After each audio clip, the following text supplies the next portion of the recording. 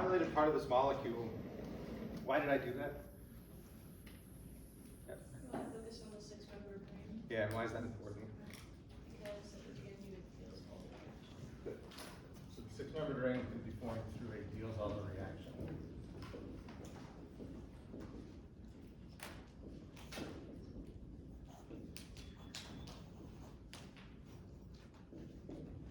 Right, so you have to think back to kind of the most basic Diels-Alder reaction, right? The example that we use to illustrate this reaction, where we just have a very simple diamine and a simple dienophile. Right, and we can number these carbons on the diene, put letters next to the carbons on the dienophile, and show through this cycloaddition how these two molecules come together.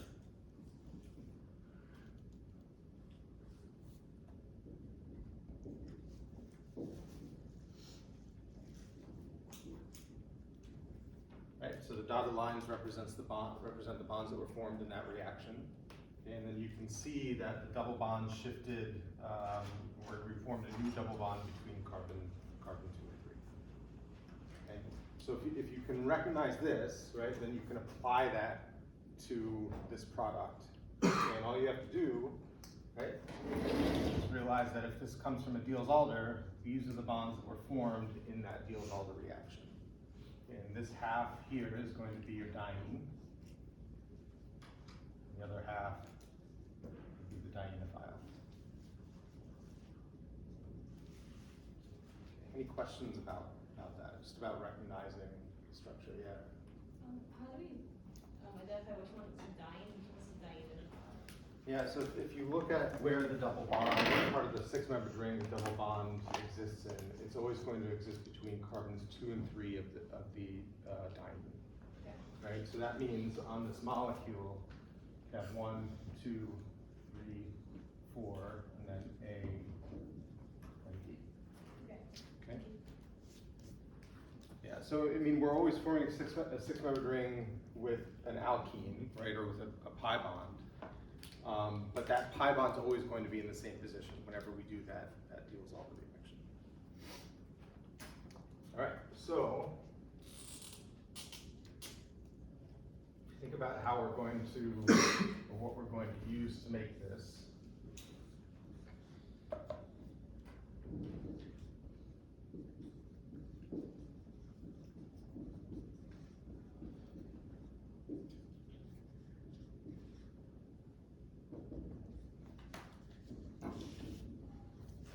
I'm going to use a new arrow that we call a retrosynthesis arrow. It's basically a thick arrow, all right? And that thick arrow, all it implies is came from, right? So this came from, and then we'll draw starting materials on the other side.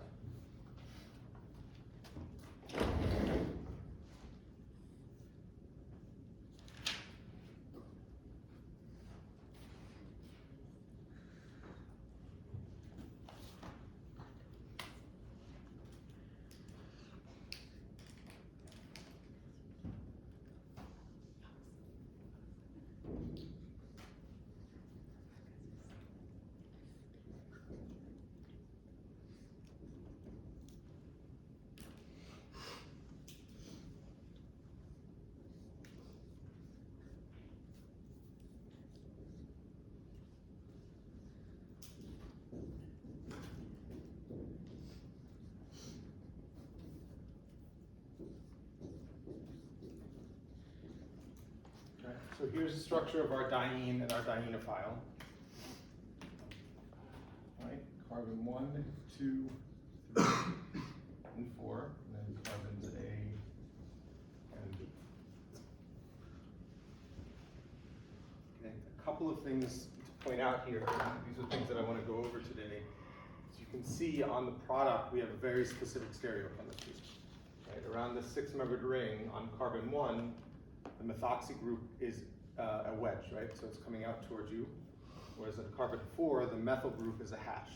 So that's going away from you.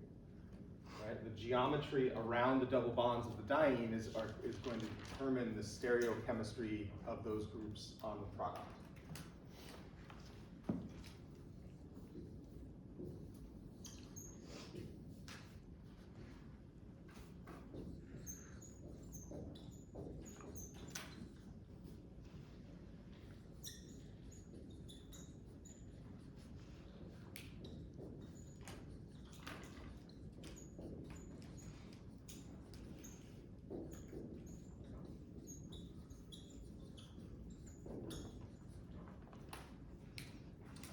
same thing on carbons A and B. Right, so you can see in the product, we have two hydrogens coming forward, implying that the two bonds to the carbonyl carbons are going to be hashed, are going back into the board. Right, and again, geometry of the double bond of the dienophile is going to determine the stereochemistry of those groups in the product. Okay. So let's think about these two molecules coming together in 3 dimensions.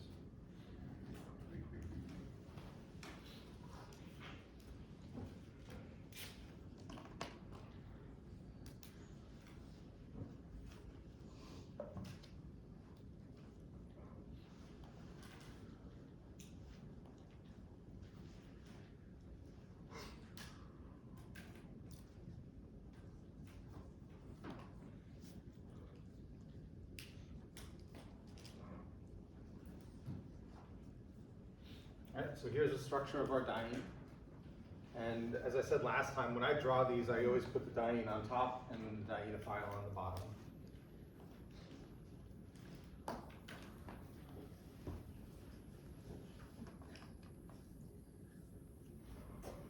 Okay, so it's going to be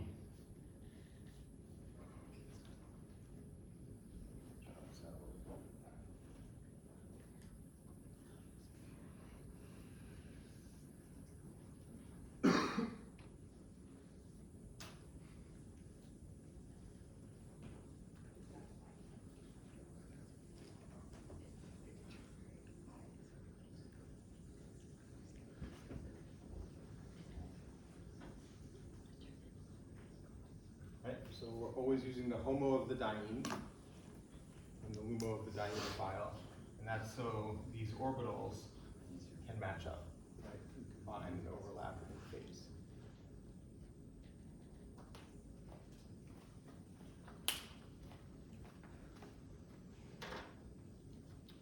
Right? When we do this, and I only unfortunately have these small models that can do this. So if you guys want to come down and take a look, come closer and take a look, you can.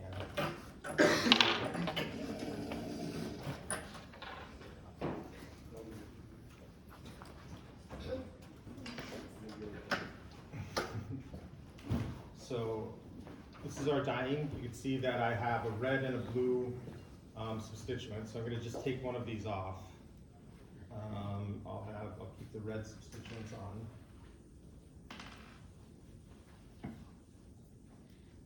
And we'll use the blue substituents as just hydrogens. Okay, so the red substituents are the methoxy group here, the methyl group here, and then the blue substituents are the hydrogens. And then on the dienophile, we'll use again the blue substituents as hydrogens and the red substituents as the carbons to the carbonyl. Okay, and so when these interact, they're going to interact like this, right? So one's going to come up from the bottom, the other's going to add from the top, right? And if I attach all these bonds, it's not going to form a nice 6-membered ring, but it'll tell us about the stereochemistry, right? So you can see how ugly that is, yeah. But when you look at it, right, we have a red substituent here, which is the methoxy group, right, and a blue substituent here, which is the hydrogen, and you can see that the red substituent is coming toward you, right, and the blue substituent is kind of going away from you. Down here, it's the opposite, right, because the red substituent has a trans relationship with the rest of that diene. Blue substituent has a cis relationship, right, the blue substituent's coming toward you, and the red substituent's going away. Okay, and then the bonds to the carbonyl, they're both going back. Okay, and the blue ones are coming forward. So a little hard to see. I'll leave this here. You're welcome to come down and take a look at it as we're going over this today. Or if you want to come up to my office, I'll do the same demonstration in my office.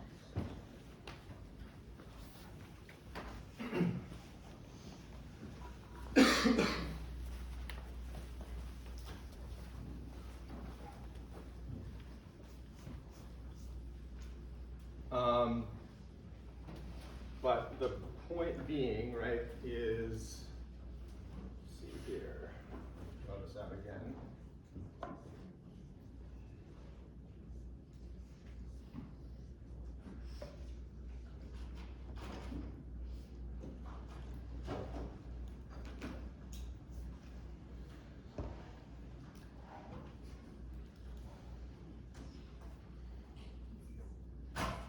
Right, so you can see we're starting, we're with our diamine, the methoxy group has a cis relationship with that central sigma bond, right? Whereas the trans, or the methyl group has a trans relationship with that central sigma bond, right? So because one has a cis relationship and one has a trans relationship in the product, those two things are going to be going in opposite direction, right? One's going to be a wedge and one's going to be a hash.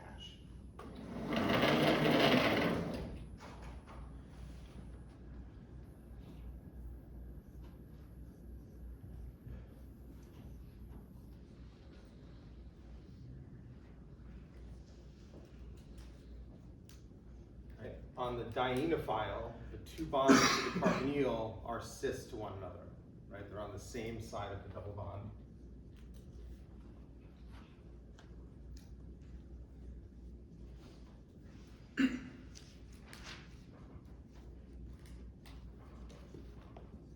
So in the product, those two bonds are going to have a syn relationship.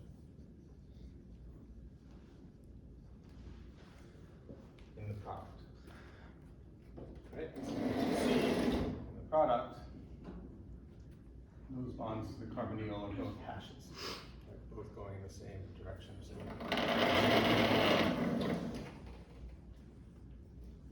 Right? So the stereochemistry matters, and the way, again, the way that I line these up means that if it's a cis substituent, it's going to be a wedge in the product. If it's a trans substituent on the diene, it's going to be a hash in the product. But that's depending on how you line these molecules up, right? So if the diene comes in from the top face, right, that wedge and hash might be different. But the point being, if one is cis and one is trans, one's going to be a wedge, one's going to be a hash. Okay. Questions about this? It's confusing, right? It's going to take some practice to figure out what's going on. Let's try a couple problems here.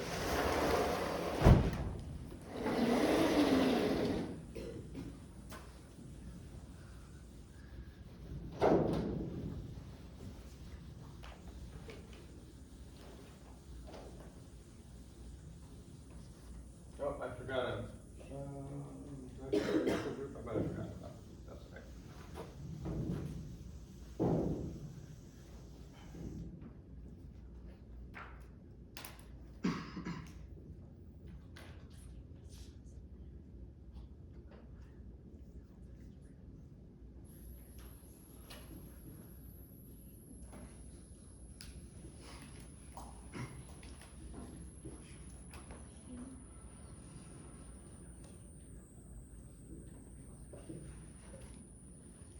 Let's see if we can figure out the product for these two materials, right, and the relative stereochemistry.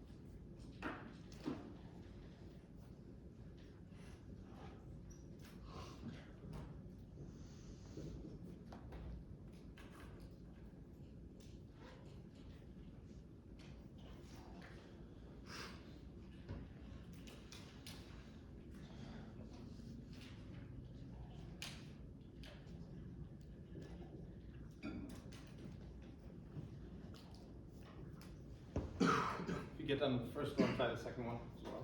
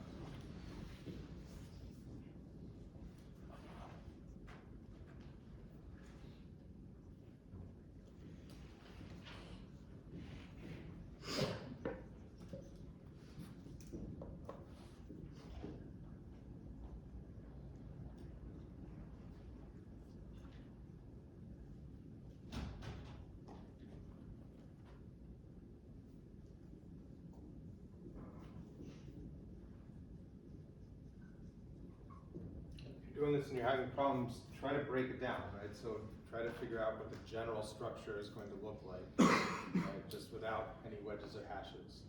And then once you have that general structure, put in your wedges and hashes, determine stereochemistry.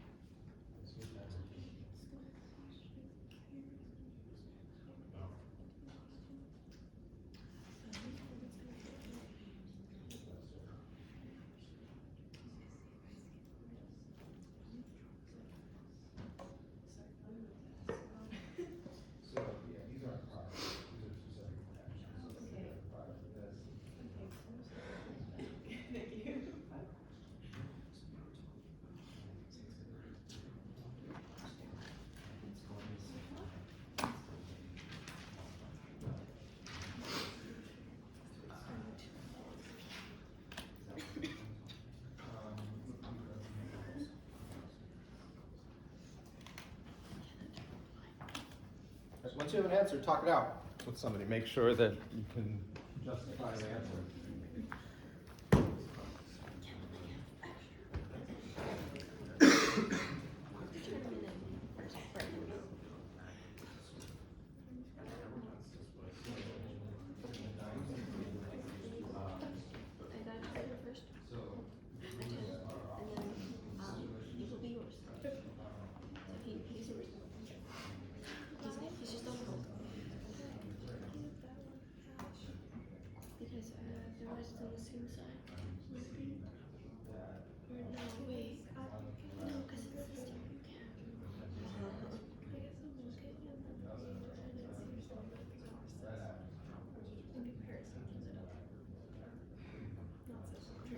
Yeah, they're both trans.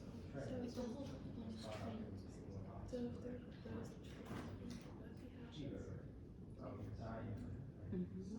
Yes, that's what I thought. And the age groups will be both wedges chromosomes.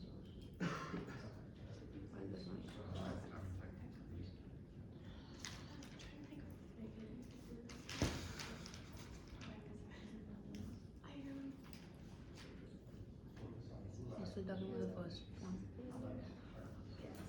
Yeah, the age groups will be the wedges. That's what I thought. This is the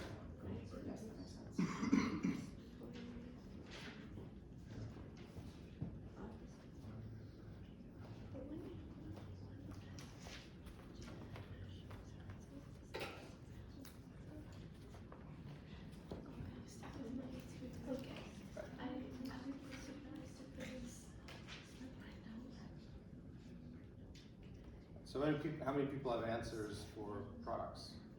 Stereochemistry. Anybody want some extra time to Still work on it? Okay, give me another minute or two.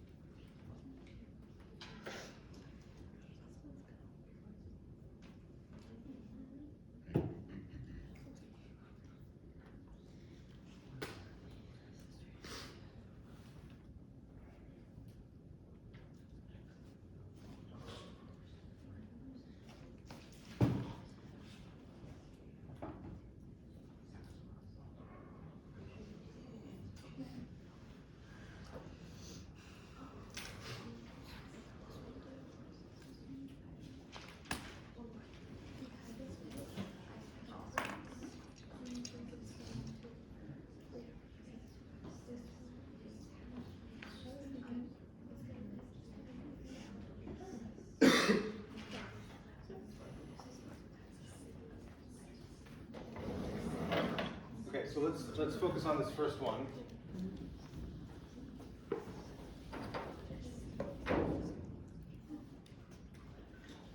Right, so what I wanted you to see is that this carbon has a cis relationship with the central sigma bond, right? So we can say that these two hydrogens, right, are going to have a cis relationship, and so the two carbons coming from that double bond also have a cis relationship.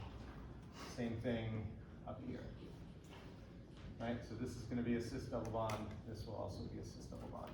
So in the product, right, this one carbon either needs to be on top or on the bottom. Right, you can't have one bond going to that carbon going down or going back into the board, and one bond going to that carbon coming out of the board. Right, it'd just be geometrically impossible. And so this kind of shows you why that geometry is important and how it helps us determine the stereochemistry. So I'm going to draw out my 6-membered ring, double bond. Hydrogens are going to be going back into the board.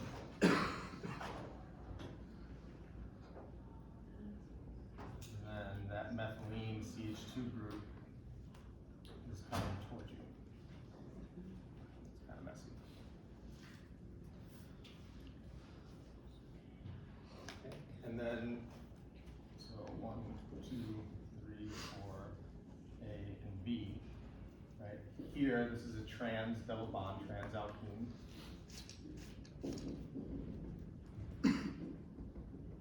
Right, and so if those groups have a trans relationship in the dienophile, they'll have a anti-relationship in the product.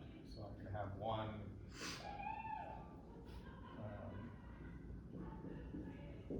coming out of the board, and then one going into the board. Okay, questions about this? So essentially just the, it reverses. If it's so say Like for the dienophile, you said that it's gonna be the reverse in the product. the which product? I'm sorry. I didn't understand the dienophile part. Yeah, so the dienophile, if it's a trans double bond in the dienophile, if the two groups have a trans relationship in the dienophile, then those two groups will have an anti-relationship in the product, right? Or we could say a trans relationship in the product as well. And for the one that goes up, could they go down too? This one? Yeah. Yeah, so we could draw that if the dienophile came in from the top, right? We can draw that going down as well. Great. And it doesn't change the anti. No. It's not going to change the anti-relationship here. No. Other questions? Okay. So let's look at the other one.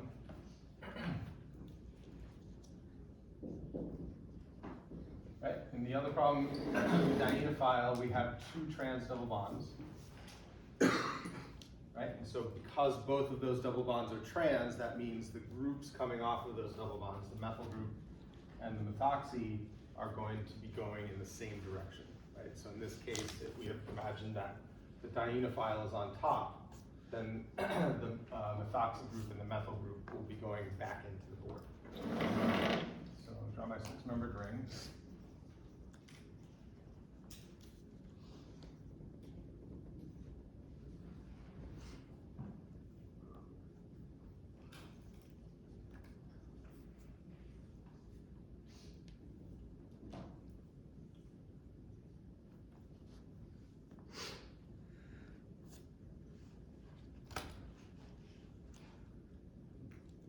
Right, so if they're both cis or they're both trans, they're going to be on the same side, right? If one double bond is cis and one double bond is trans, then they're going to be on opposite sides, right? One's going to be a wedge, one's going to be a hash.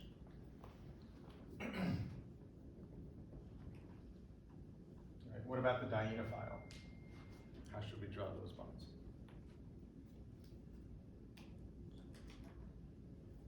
Would this still remain like yeah, not the anti part because they are both in cis. Good. Yeah, so it's a cis alkene, and so those groups in the product are going to have a syn relationship.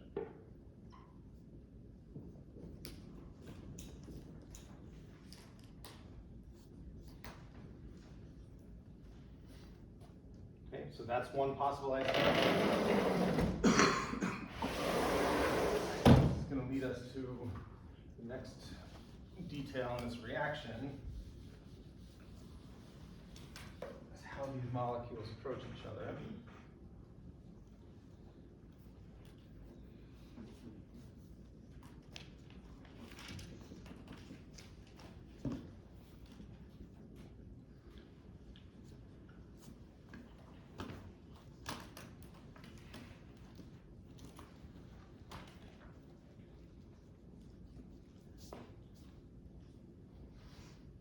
That's going to be another possible isomer.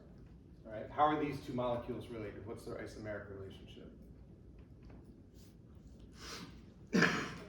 Good, these are diastereomers of one another, right? So these are completely different molecules.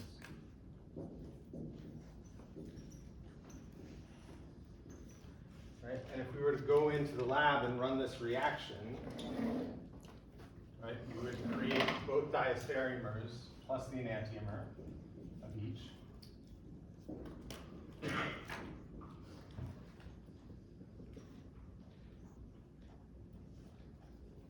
Right?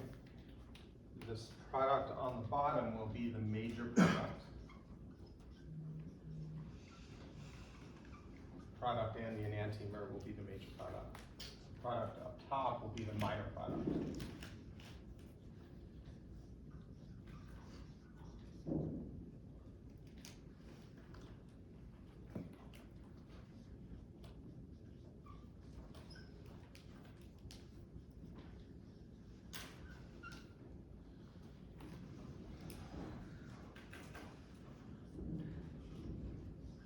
Right, and we can further qualify these products. The product down below we would refer to as the endo isomer, right? And the product up top we would refer to as the exo isomer.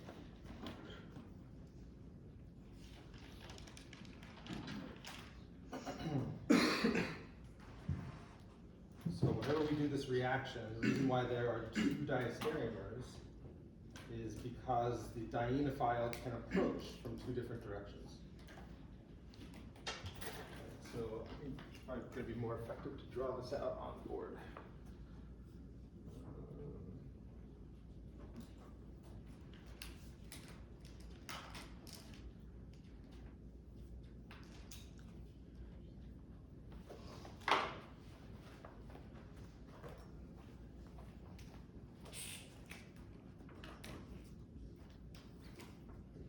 Okay, so here's the structure of the dienophile. Sorry, the diene. Right, and then here's the structure of the dienophile. Okay, you can see as they're approaching each other, right, they're approaching each other in a very specific way. Right, so how would we change this model to get to the other isomer? So this isomer here is going to lead to the minor product.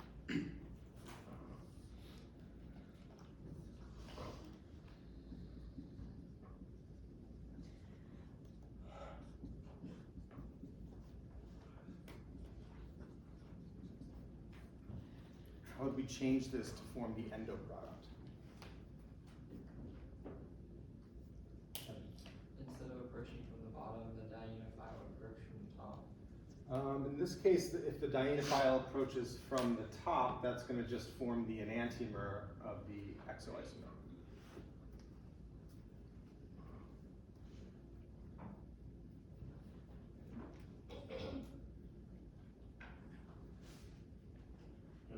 Approach from the bottom. Is that? Did you flip the dienophile around and have approach from the bottom? Good. So you can see that these aldehyde groups in this model here are oriented away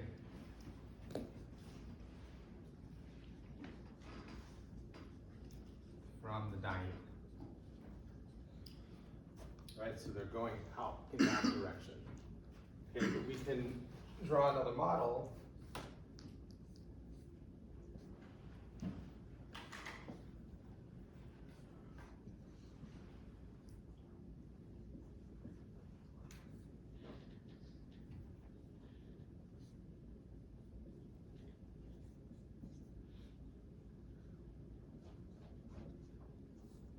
Right, where the aldehyde groups are kind of stuck underneath the dienophile, right? And then the hydrogens that are on that alkene are going to be oriented away from the aldehydes are stuck under the diene, and the hydrogens are oriented away from the dienophile, right? And then this is going to lead to the endo product.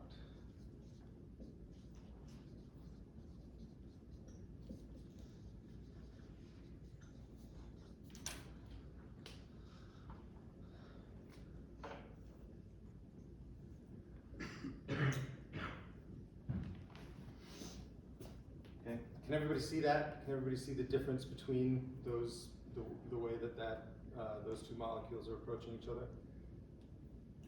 Any questions before I move forward with this? Probably not yet. If these molecules are approaching like that, wouldn't there be like more steric strain or something on the branches for? Good, yeah, so you're getting to the question, why is the endo product, why is that the major product, right? So if you look at this model, right, this is gonna be the diene. I'll change this so that the blue atoms are going the same direction. Right, and so when the dienophile approaches, I broke my dienophile here.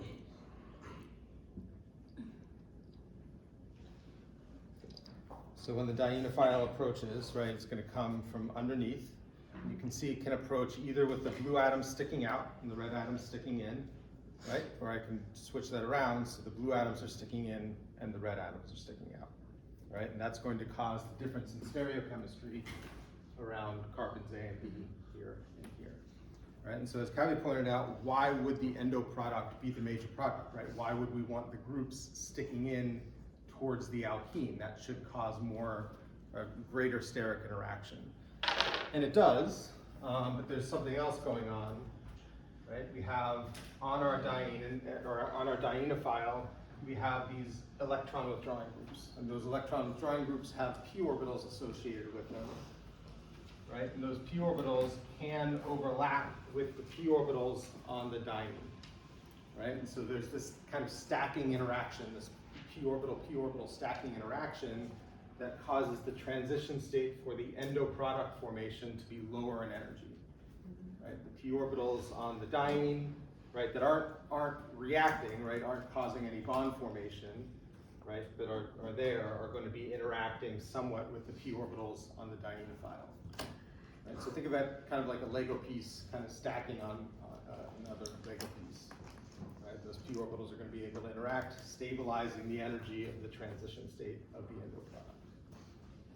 Okay, we don't see that when there's we have two aldehydes and there's a trans relationship between those two aldehydes, right? It doesn't matter which one is sticking under the diene. But when we have two aldehyde groups or two carbonyl groups that are on the same side of the alkene, right, then those two aldehyde groups would prefer to be in the endo position whenever that reaction takes place. Questions about this?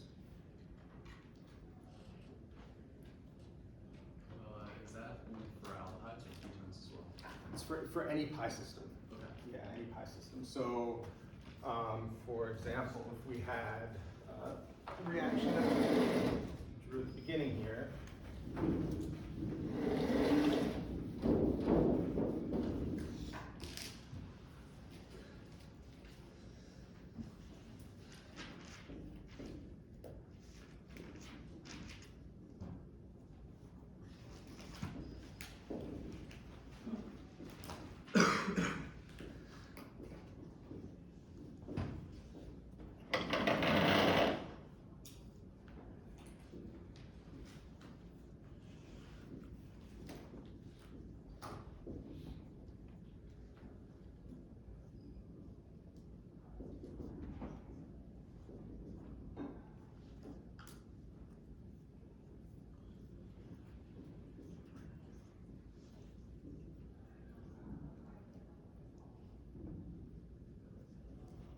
Right, so if we took this ester, or this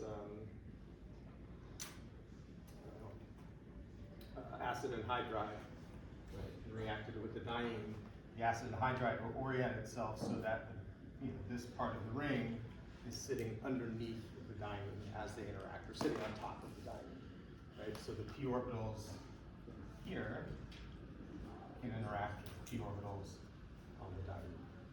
Okay? So that's going to produce an isomer.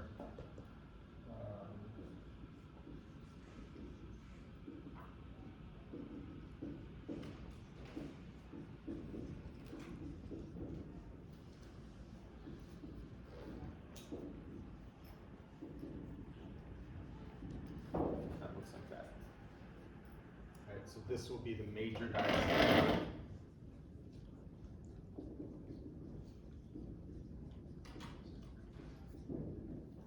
Right, that, so we'll form that and the enantiomer of that product is the two major diastereomers.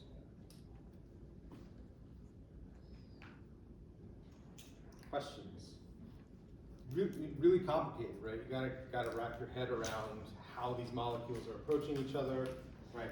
How the bond formation, the new bond formation is going to determine the stereochemistry of the product, right? So it takes some time to sink in. Don't be afraid to get your model kit out. You got to meet up with a friend and get your model kit out and try to figure this out with the models. Right? It's a lot easier to see if you use your models. Okay.